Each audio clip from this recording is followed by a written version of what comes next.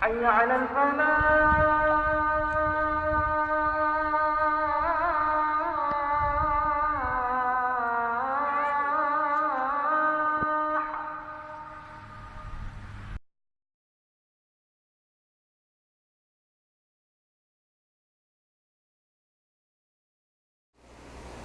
الحمد لله رب العالمين والعاقبة للمتقين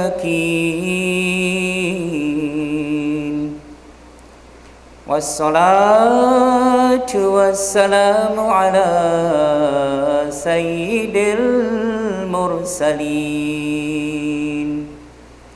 محمد وآله وأصحابه أجمعين أما بعد فقد قال الله تبارك وتعالى في القرآن المجيد أعوذ بالله من الشيطان الرجيم بسم الله الرحمن الرحيم يا أيها الذين آمنوا لا تلهكم أموالكم ولا أولادكم عن ذكر الله ومن يفعل ذلك فأولئك هم الخاسرون صدق الله العلي العظيم وقد قال النبي صلى الله عليه وسلم مبخلة مجمنة أو كما قال عليه الصلاة والسلام. My most respected gathering, may the peace, mercy and blessings of Almighty Allah descend upon us all. The khutbah on a Friday has been established in the Sharia to remind and to admonish all of us.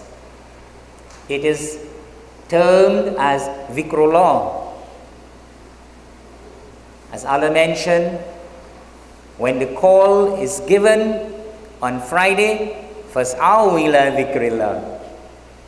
You hasten to the remembrance of Allah. Wadarul bay', leave the trades and the transactions, leave all the worldly matters outside. From the moment you approach that door, what a believer says on entering the haram. This is a small haram sharif. Allahumma aftah li abwaba rahmatik. Oh Allah, you open for me the doors of thy mercy. We have forgotten everything outside. Here we do not mingle and mix with phones. Forget the texts and the calls. If Allah has asked us to leave the business, leave the world outside, why are we bringing the whole world inside here? That little device, one lecturer from Bombay, he said, the whole world in mutti, in the palm of the hand. Leave that outside. It's time to come and reflect. Do not just sit and hear it. Listen attentively. The Quran is talking to me and to you. The ahadith of the Prophet, upon whom be peace, is addressing us all. We go back with that fikr and worry that we must do more. There is so much which is left to be done and we have not done it as yet. If that's the feeling, then mashallah, the khutbah has been effective. Not that we leave, we have no homework. It's just to come, sit, listen, and we go. Subhanallah. the dissemination of knowledge on the subject, treat your family with love and kindness. It's found on every pulpit and on many platforms.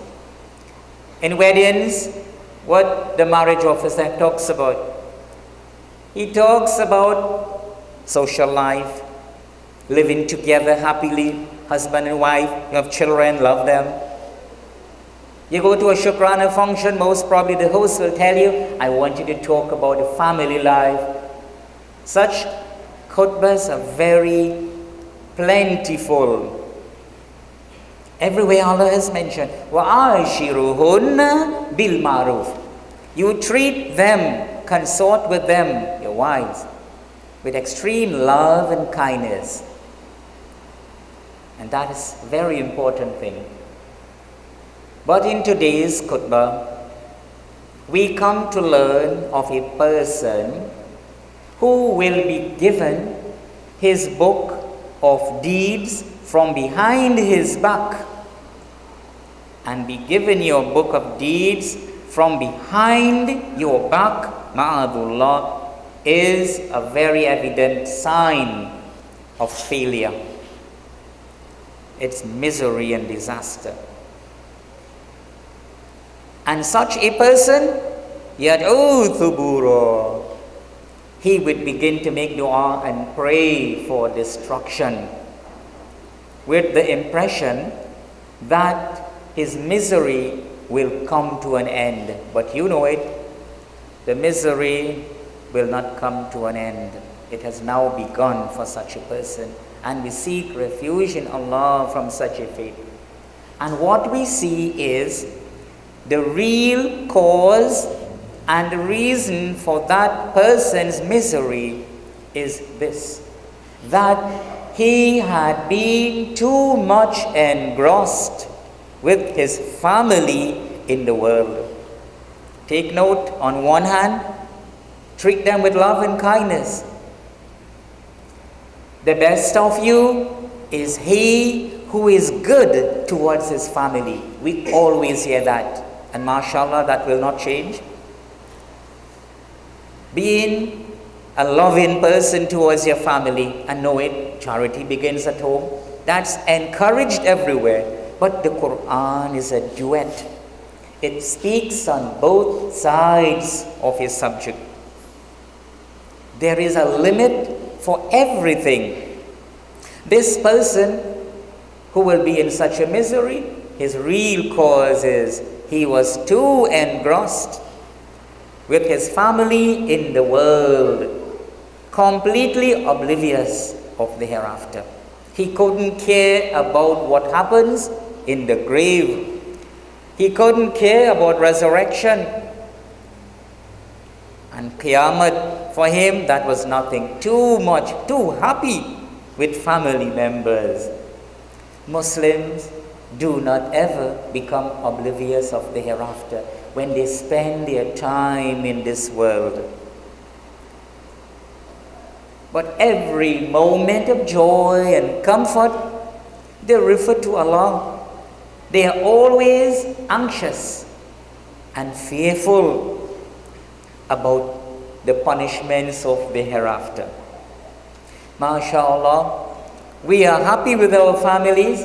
That is a great bounty from Allah subhanahu wa ta'ala. Be very thankful to Him. Be mindful. Remember Him while you are with your family. Encourage one another. You're going out on a trip, on a picnic, locally or abroad. Among the things you pack, you're going to the river. Your janamaz must be the first thing. Nobody should forget. You are together, you are enjoying happy moments. See that as a great ni'mat and a bounty from Allah. There must be times, even in your trips, when you come together. Salah, some dhikr, Quran. Allah appreciates that very much.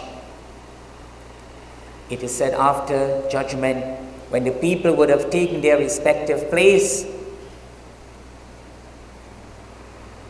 the believers, on having reached their status in their different maqam in paradise, would begin to talk. And among the things they would say is so loved by Allah, as He revealed it as a verse. They would say, Inna kunna mushfiqina fi ahlina. When we were in the world and we were in prosperity and having happy moments with our family, kunna mushfiqin. We used to be having the fear about the hereafter. We used to be talking about something of the grave. We used to be talking about death. We used to be encouraging one another to get up and pray. Come on, don't forget your tasbih, your dhikr. That's what they would say. And this has been the real cause for us to attain such high status and maqam in paradise. Just for this. While we are in happy moments, we never forgot Allah subhanahu wa ta'ala. Who says that we are not to enjoy with our families in the world? Think about it. The very purpose mentioned by Allah for a man in getting married, He mentioned litaskunu ilayha, so that you can dwell with them in peace, love, comfort, and tranquility. Anybody who becomes married and does not enjoy that comfort, that tranquility and peace, is deprived of the real virtues of marriage. That's the purpose. Nothing is wrong. Enjoy with your wife, your children. That is encouraged. Being engaged with your families, generally your families, to a certain degree, is not only permissible, it is rather obligatory. That's obligatory. Do not misunderstand. But there must always be a dividing line between permissible and impermissible love. And the criterion is the love you show to your family should be such that should never ever cause you to be deviated from the remembrance of Allah. Take the example of Father Ibrahim alayhi salatu wasalam. Look how we are blessed in this ummah.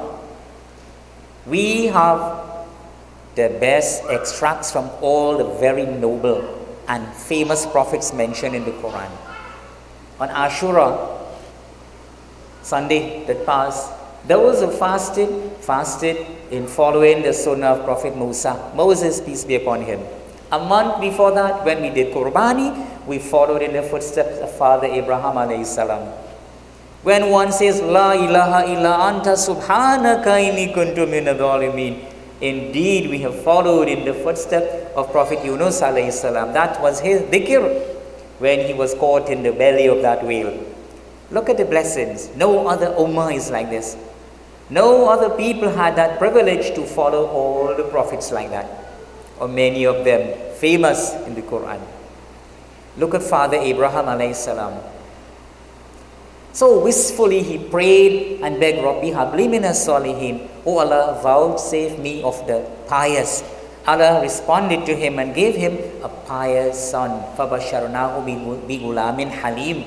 We gave him glad tidings of such a son who would be gentle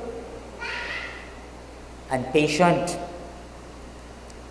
Look, you can well imagine at the age of 86, having prayed so eagerly, Allah blessed him with such a son who was so obedient, loving and kind. And when he had reached the age of helping around and becoming the right arm of his father, look, it was only a dream he saw that he was sacrificing him.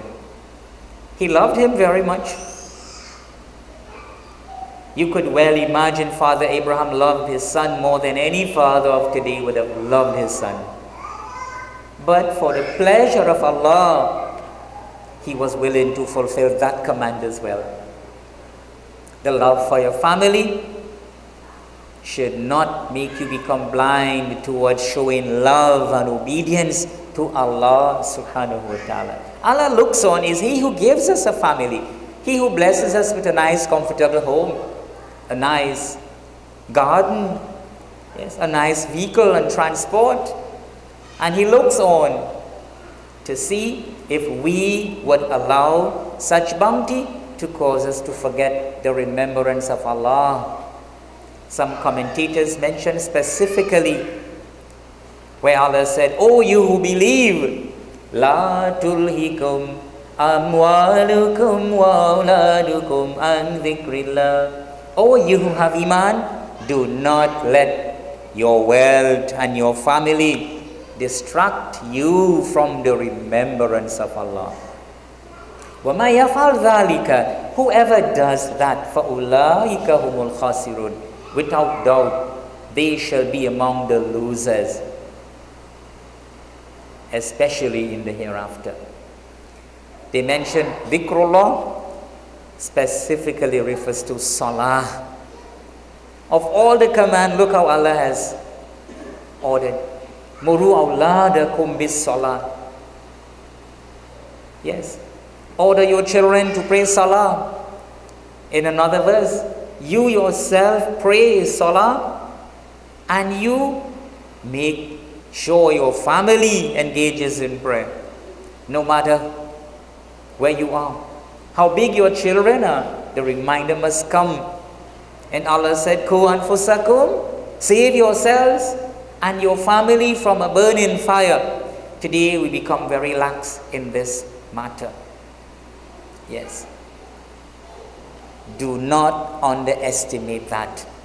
Where families come together and they pray salah, do not ever allow engagement with family, business, trade, cause you or anyone to forget Allah. He is ever watchful, and He just does what He sees fit. He can just bring from nowhere disaster. That's Allah. He can bring it from nowhere. Be thankful to Him for the little comfort and joy we enjoy. How many people set out to go on a little trip, they don't reach. If they do reach, they don't come back. They do, it's misery, it's quarrel, it's problem. We must be thankful to Allah subhanahu wa ta'ala. Just knowing that whatever He has created, it's for us all to enjoy. And so we must remember that He is the one in full control. I pray that Allah will make these verses and the hadith of the Prophet, upon him be peace, a lesson for me and for you, and that we would be mindful at all times. Barakallahu lana wa lakum fil Qur'anil azim, wa nafa'ana wa iyyakum bil ayati wa dhikril hakim.